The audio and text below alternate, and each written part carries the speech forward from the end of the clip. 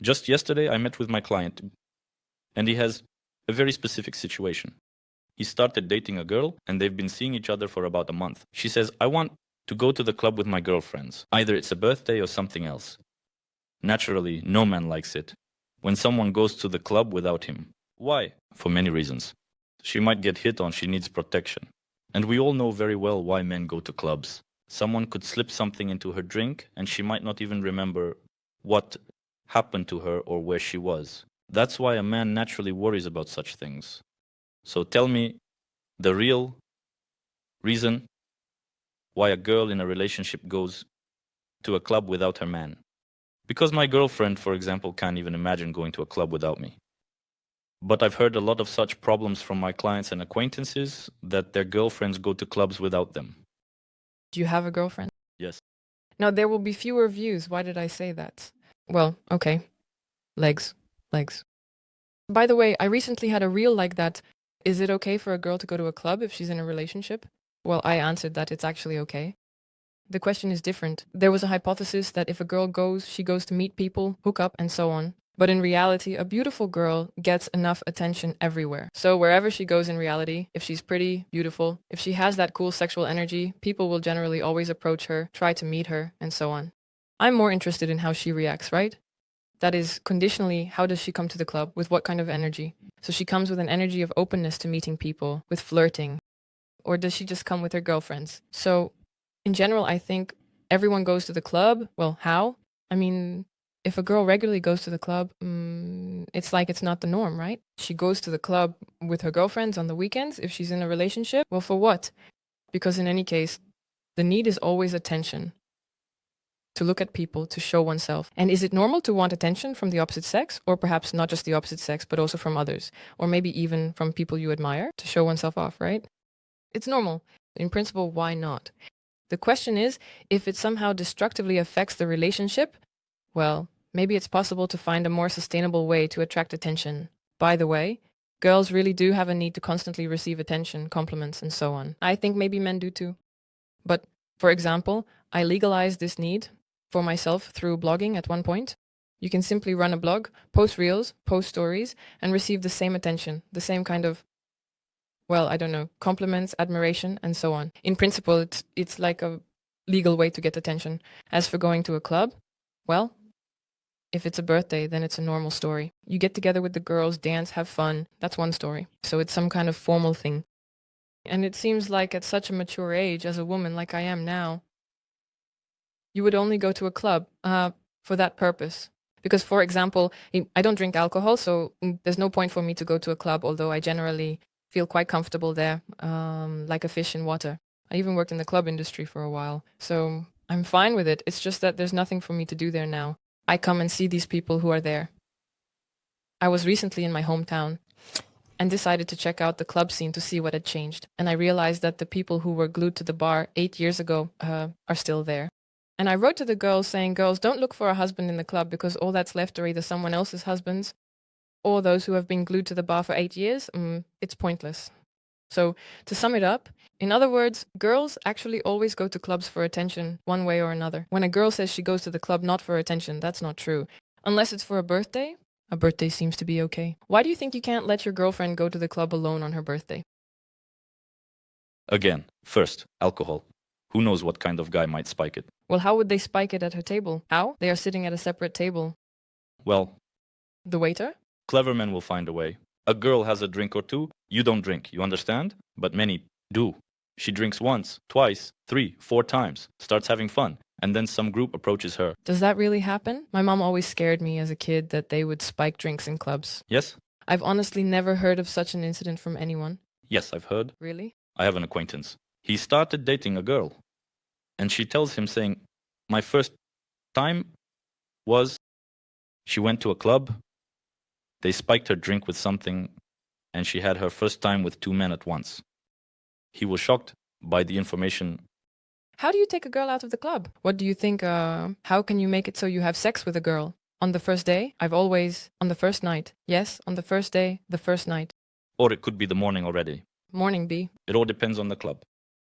There are different types of clubs. There are regular clubs, cheap clubs as I call them, and there are expensive clubs, fancy clubs. Communication is structured differently there.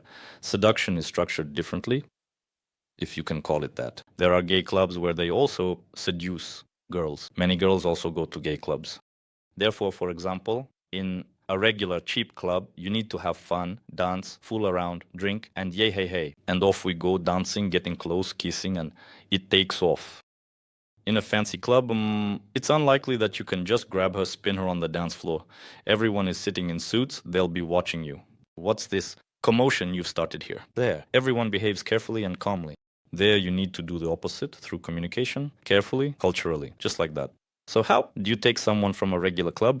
You asked me before the podcast, how does a man know that a woman is ready for intimacy? Well, how in the club? We were discussing the club, and I said, my friends ask me, we go to the club, and I say, well, how do you tell me stories about how you take girls from the club. How do you look? Do you have some kind of radar or magnet here? How do you know that you can take this one from the club? They say, well, it's kind of obvious. I don't understand. I'm interested in your opinion on this matter. First, it's about how very drunk the girl is. So you pick up any leftovers? If she's really drunk, no. Why? Any girl might drink a lot, so to speak. I mean, any girl, but it's like she's not in a very adequate state. It's hard to even call it sex. And what about the man? He doesn't care at all. Such quality of sex is also acceptable. Sometimes a drunk girl is even more uninhibited than a sober one. When sober, she's shy and reserved. But when drunk, she's like, hey, hey, hey, I want to ride this horse, sit on your face, and so on. So the first thing is how drunk she is. That is, the drunker she is, the more chances there are to seduce her. Second, how she responds to the man. I mean, the looks, the smile, the touches, and so on. And the last stage is three factors, so to speak. First, she kisses you. Second, you can touch her on the chest. And third, on the butt, and she doesn't move your hands away. And then you can say, let's go. If these three factors come together, yes, you can definitely take her to the bathroom stall, perhaps the back seat of the car, or go home. We immediately got into some dirty talk. Why dirty? Well, many girls like that too. Experiments, various experiences. She saw it and suddenly wanted it.